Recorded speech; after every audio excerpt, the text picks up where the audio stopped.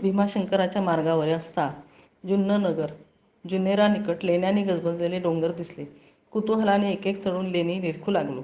जणू आपल्याच छातीवर छिन्नी चालवावयास घ्यावी तशी शैलमंदिरे कोरलेली, मधुमक्षकांची पोळीच जणू. विठ्ठलाचे मन विस्मयाने दाटून येई. तो पुसे. ही कवने कोरिली? काय होते त्यांचे हेतू? कसा त्यांचा उद्यम?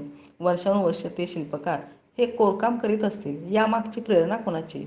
या उत्खनकांची नावे गावे येथे उपलब्ध नाहीत. हे कैसे?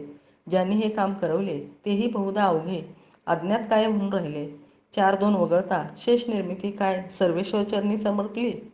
कवने एकेकाळी ही अवघी लेणी कशी गजबजलेली असतील, ज्यांच्यासाठी ही निर्मिती त्या साधकांचे समूह यामध्ये वास्तव्य करत असतील. नाना तात्विक चर्चांनी अवघे वातावरण कोंदाटत असेल. प्रपंच नित्य की अनित्य, आदितत्व एक की अनेक, या सृष्टीचा कोणी निर्माता आहे की हे अवघे अकस्मात सहजच साकारास आले? ऐसे कित्येक वाद येथे उफाळले आणि विझले असतील.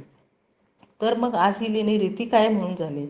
यातली बहुसंख्य शिल्पे तथागतांच्या अनुयायांनी निर्माण केली. त्यांचा तो अमोघ धम्मप्रवाह काय म्हणून खंडित झाला?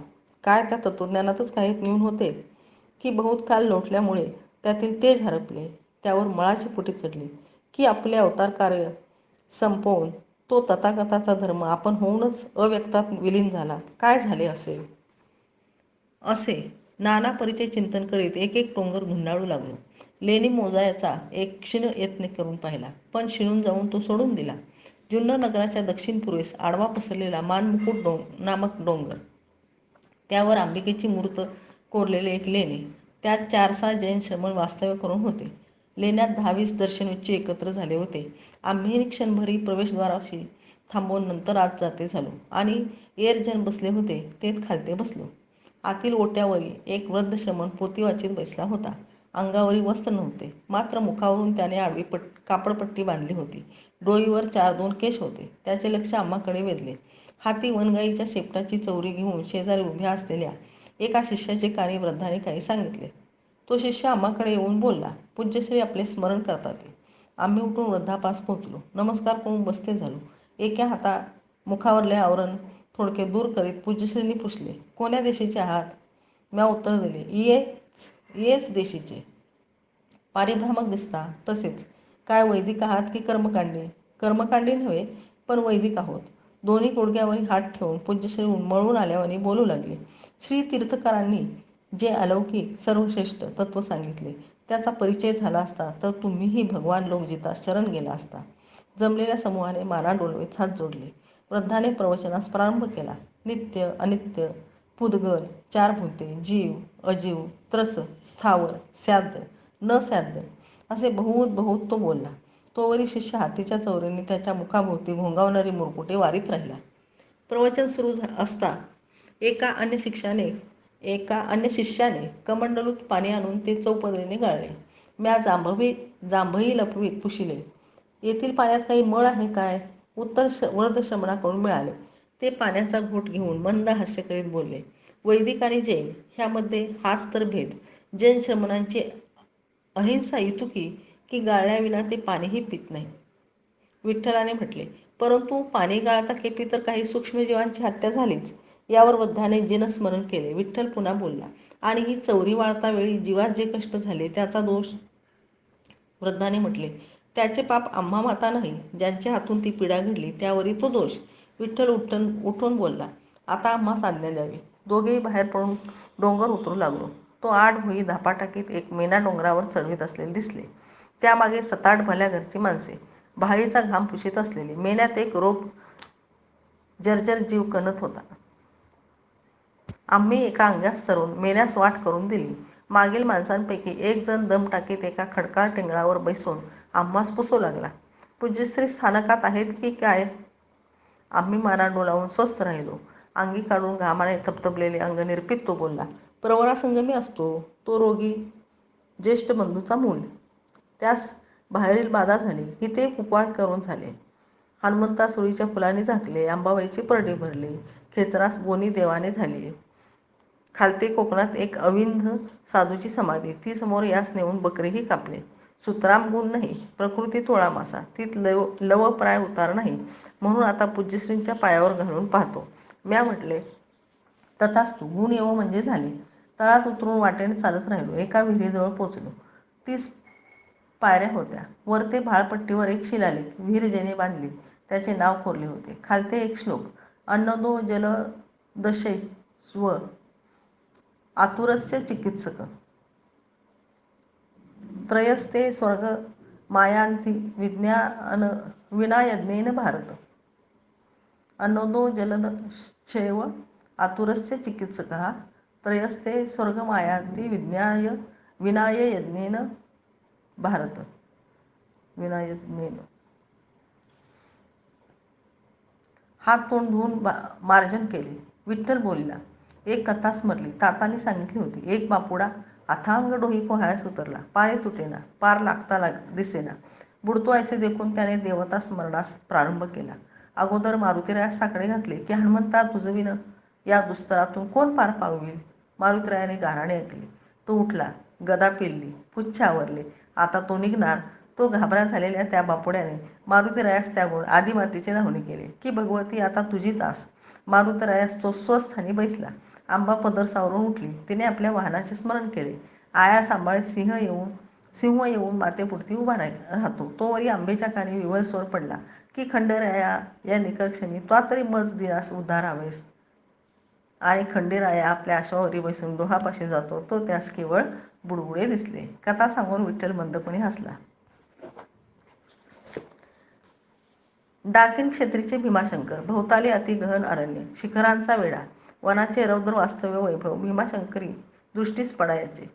क्षेत्राच्या दिशेने जाता किती परिचय वन्य पशु भेटले, किती मरकटे, किती जंबुके, किती ससे, हरणे तर अमर्याद. जणू ते मृगवनच आहे. आपल्या विशाळ नेत्रांनी ती आम्हाकडे टकाटका पाहत उभी असत. त्या अरण्य राजाज्ञेने पशुहत्या निषिद्ध होती.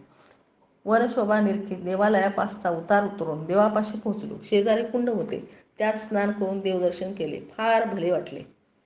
विठ्ठल ओले त्याने कळशी भरून घेऊन आला आणि लिंगावर आवर्तन धरून त्याने रुद्र म्हणणे सुरू केले. मी चहूदिशा निरखायास बाहेरी पडलो. पैल धर्मशाळा. तीत काही यांत्रिक उतरले होते. उत्तर देशीय, मैथिली, अवधीची अशा संमिश्र भाषेत बोलत होते. एका वृद्धास्म्या कुतूहलापोटी पुसले की कवन देश. तो काही मराठी आणि काही तद्देशीय रांगडे असे बोलू लागला. असे ध्यानी आला. ते अवघे जन अयोध्येजवळील एका नगरी राहणारे. त्या देशी वायव्येकडून यवनांचे आक्रमण झाले.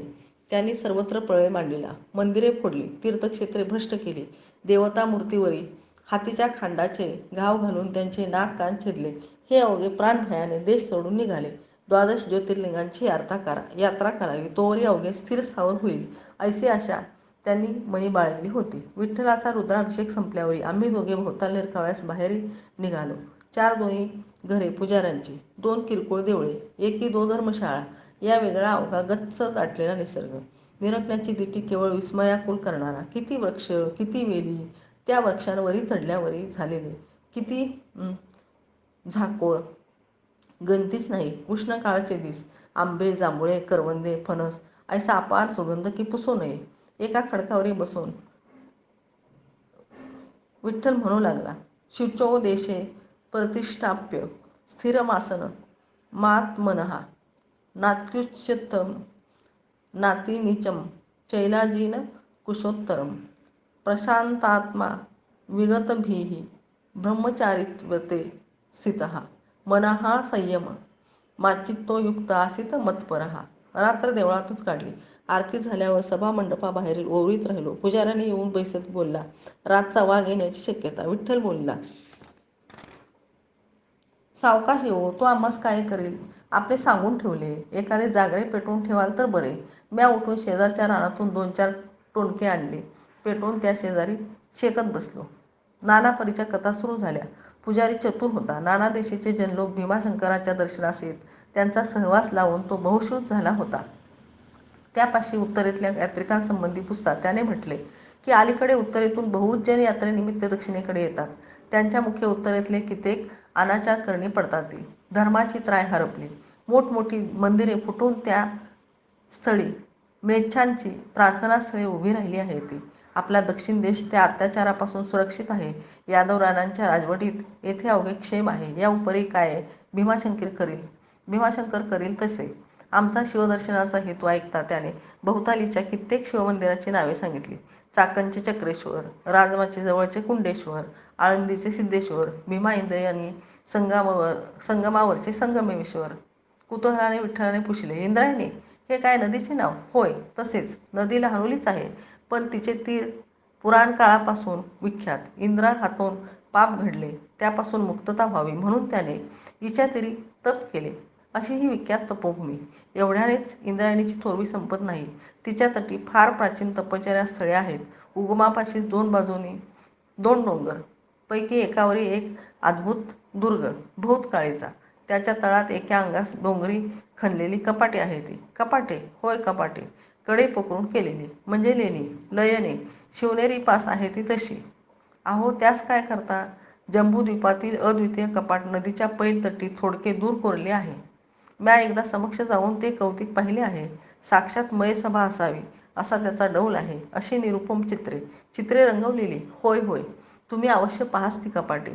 आणि एक विसरूनच गेलो, त्या अद्वितीय कपाटासमोर एक स्तंभ आहे, असा 3-4 पुरुष उंच. त्यावरी बाजवांना तोंडे करून 4 सिंह कोरले आहेत. इतके जिवंत, जणू आता खालते उड्या घेतील इतके प्रत्येकारे. पुजारी या प्रते पुष्कळ बोलत राहिला. आमची मने तेथून उठून केव्हाच त्या 4 सिंहा भोवताले घोटाळू लागली होती. 4 दिस भीमाशंकराच्या चरणी राहिलो. तेथून उगम पावणाऱ्या भीमेस मनोमनी वचन दिले की आता इंद्रायणी तुझ भेटू आली, ते तुझ्या जळी स्नाने करू.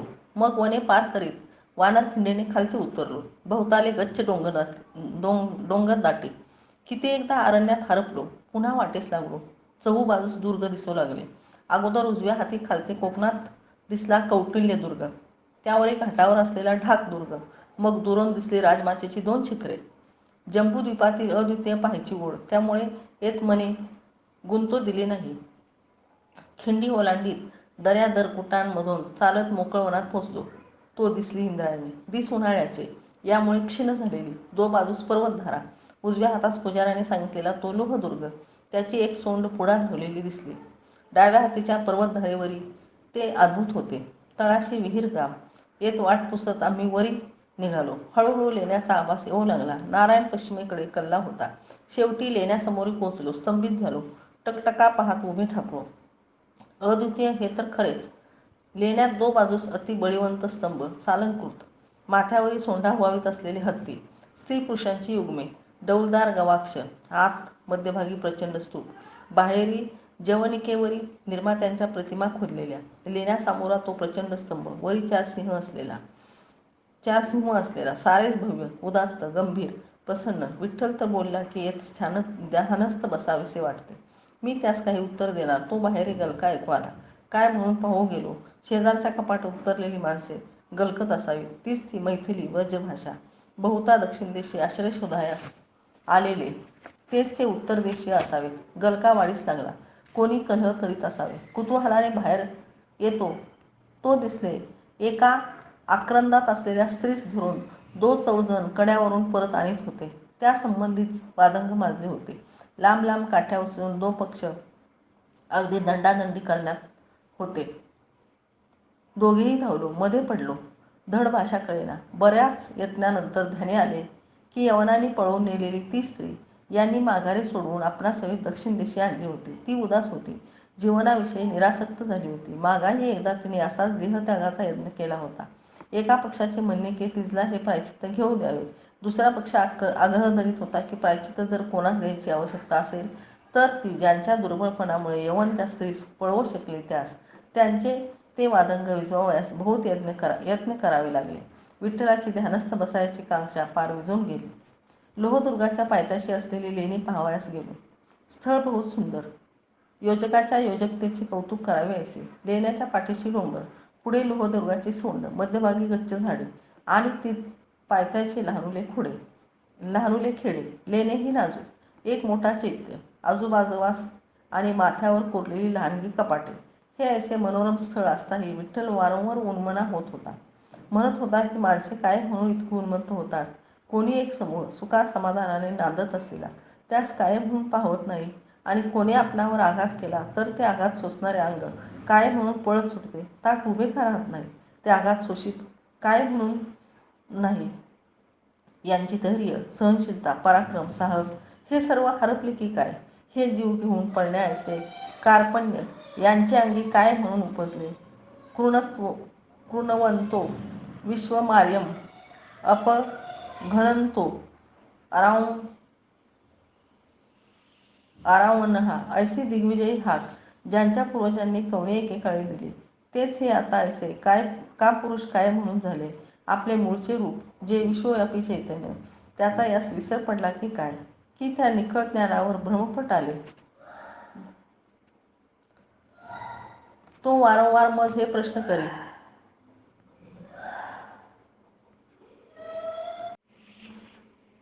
ती अद्भुत लेणी पाहत असता म्हणे, हा प्रचंड कळा मेना ऐसा करून ज्यांनी हे चैत्य निर्मिले त्यांचेच हे पळपुटे वंशज की काय. यावरी म्या म्हणावे, आपल्या त्या प्रबळ प्रतापी रूपाचे यास कोण जाण करून द्यावयास हवे. तुमचा सिद्धांत खरा हे तर निश्चय, पण कवन्या सिंहाच्या छाव्यास आपल्या मूळ स्वरूपाचे विस्मरण होऊन त्याने आपणास अजापुत्र मानू लागावे आणि पवनाच्या झुळकीने मस्तकी पडणाऱ्या एखाद्या पानासी आकाशखंड ऐसे मानून पळत सुटावे ती गत. यावर विठ्ठल म्हणे, कोण या स्वस्वरूपाची जाण करून देईल. आपल्या मूळ रूपाचा आठव यांची मनी कोण जागवेल. इंद्रायणीची यात्रा करीत आम्ही भीमा इंद्रायणी संगमाकडे चाललो. वाटेत कुळवाडील शेते, 10-20 तृणारांची इवली खेडे, त्यांची तृषा भागवीत मातोश्री इंद्रायणी आपल्या ज्येष्ठ भगिनीस मिळायास निघालेली. डोंगरांनी वेढलेला परिसर, एकाचे नाव भांडार पर्वत, त्याही वर 1-2 लेणी, पैल भामचंद्र पर्वत, त्यावरही खनकांची छिन्नी काम करून गेलेले, पैल तीरावरील घोर पर्वत, जुन्नर नगराजवळच्या लेणी समूहाचे स्मरण जागे व्हावे ऐशी शैल मंदिरे त्यावर निर्मिलेली. ही सर्वच कवणे एकेकाळी धर्मसंकीर्तन भूमी. मात्र आज ते सगळे दीप विझलेले. पुजाऱ्याने आम्हास सांगितले की संगमेश्वराच्या आधी इंद्रायणी तीरावर एक सिद्धेश्वर आहे. स्थळ प्राचीन आहे. स्कंद पुराणी त्या स्थळाची नावे आनंदवन, वारुण, कपिल, अलकावती अशी वर्णिली आहेत. कृते चानंद विपिनम त्रेयायाम कृतेचानंद विपिनम त्रेतायां वारुणम स्मृतम द्वापारे कपिलम नेयम अलकाख्यम कलोयुगे. कृत, त्रेता, द्वापार, कली चारही युगांतर 4 नांबे लाभलेले ते स्थळ मोठे मनोरम आहे. गाव अगदी लहानुले, पण गावाजवळी सिद्धभेट नामक तपश्चर्या स्थळ. ते फार प्राचीन काळापासून अनेकांनी तपश्चर्या केली आहे. सिद्धेश्वराजवळील एक दुर्मिळ वन आहे अजान वृक्षाचे. हे अवघे ऐकता क्षणी मनी संकेत केला की 1-2 दिवस तेथ राहायचे, ध्यानधारणा करायची आणि मग तुळापुरी असलेल्या संगमेश्वराचे दर्शन घेऊन मार्गस्थ व्हायचे. आधी रात्री डुडुळ गावी एका शेतकऱ्याच्या वस्तीवरती रात्र काढली आणि दुसरे दिवशी सूर्य निघता सिद्धभेट वलांडीत सिद्धेश्वरापास जाऊन पोहोचलो. पूर्वा उजळत होती. गावकुसाच्या भिंतीआड लहानसे खेडे अलकावती. आळंदी त्याच्या पलीकडून झळाळ वर उठत होता. गावकुसा अलीकडे सिद्धेश्वर. बहुत प्राचीन मंदिर, फार प्रचंड नव्हे, बेताचे, अंगाजोगे. मंदिरापास इंद्रायणीस लहानसा घाट, घाटाजवळून इंद्रायणीची उन्हाळ काळापासून क्षीण झालेली धारा वाहत असलेले. गावकुसा अलीकडील मोकळ वनात 7-8 अजान वृक्ष. त्यांनी मंदिराचा परिसर झाकलेला. जवळील सामान घाटावरी ठेवून दिले. वस्त्रे उतरली. इंद्रायणीत उतरून स्नान उरकले. विठ्ठल तसाच ओलिता पूर्वेकडे वळून नारायणास अर्ध्य समर्पू लागला. म्या कौपीन बदलली. आई सोडलेली चुपकीत होतो. तो गावाकडून दोघे हाती वस्त्रे पात्रे घेऊन नदीवर येता दिसले. एक सौम्य मुद्रेचा पुरुष, असा 50-55 वर्षाचा, अंगाबरोबर शरीर असलेला, हाती एक तांब्या, नेसूचे निर्या केलेले धोतर, खांद्यावरील रुईकटी अंगवस्त्र, त्याच्या मागोमाग चालत असलेले 8 वरुसाचे रुपडे. ते घाटावर ते काय आले. दुसरी सूर्यप्रभाच अवतरली. पाहतच राहिलो. स्मरू लागलो की हे रूप कोठे पाहिले होते. आठव झाला. दक्षिणेकडे कन्याकुमारीस प्रचंड मंदिरे कन्येची मूर्ती पाहिली होती. सुहास्य वदन, नाक जणू चाफेकळी आणि नेत्र छे, त्यांच्या रूप गौरवास तुलनाच नाही. भव्य कपाळ. क्षणभर ऐसाच भास झाला की कन्याकुमारीची तीच ती मूर्ती सजीव होऊन बापामागे चालत येते आहे. चिरडी प्रकरणी सून, काचा खोवून, कमरेवर कळशी, लांबलचक केशांची एकच गाठ मारलेली, थकीत होऊन तीच निरखीत उभा राहिलो. ती दोघे आली. आम्हा पलीकडे घाटावरी त्यांनी वस्त्रे पाळवणी ठेवली. बापाशी काही बोलत मूल पाण्यात उतरली. खालती बसून अंग धुवू लागली. बाप घाटाच्या पायरीवर उभा राहिला. विठ्ठलास विस्मयाने निरखू लागला. विठ्ठल अर्धप्रदान करून गायत्री जपत उभा होता. त्याने गायत्रीचे ध्यान आरंभले.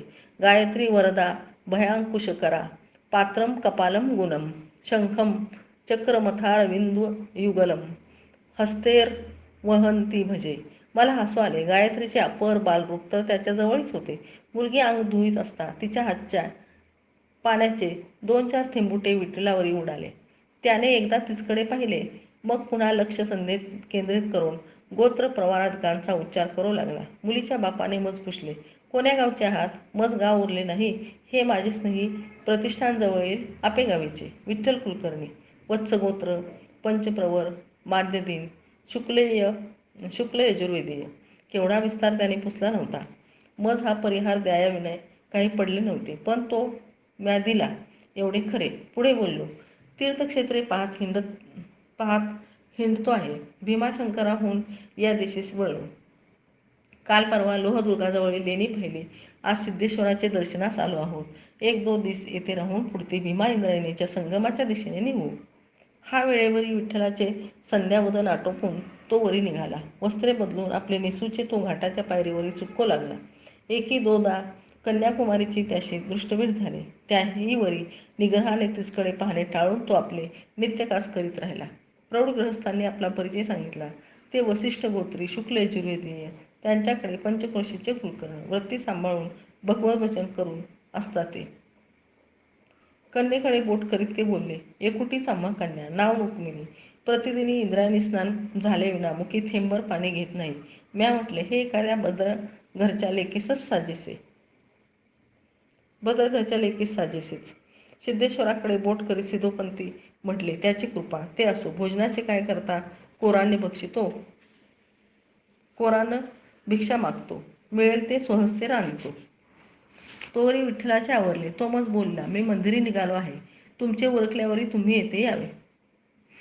कळशी घासून भरून नेसूच्या वस्त्रांचे ओले पिळे खांद्यावर टाकीत रुक्मिणी बापास बोलली, काका, म्या पुढे निघावे काय? हो, तू पुढा बाळ. हा मी येतोच. घाटावरून विठ्ठल चालला होता. अगदी योगायोगाने मागा रुक्मिणी. काही पावले येणेप्रमाणे टाकून तो उजव्या दिशेस रावळाकडे वळला. ती अपसव्य दिशेस गावाकडे अपलक नेत्राने त्याकडे बघत सिद्धोपंती एक दीर्घ निश्वास टाकला.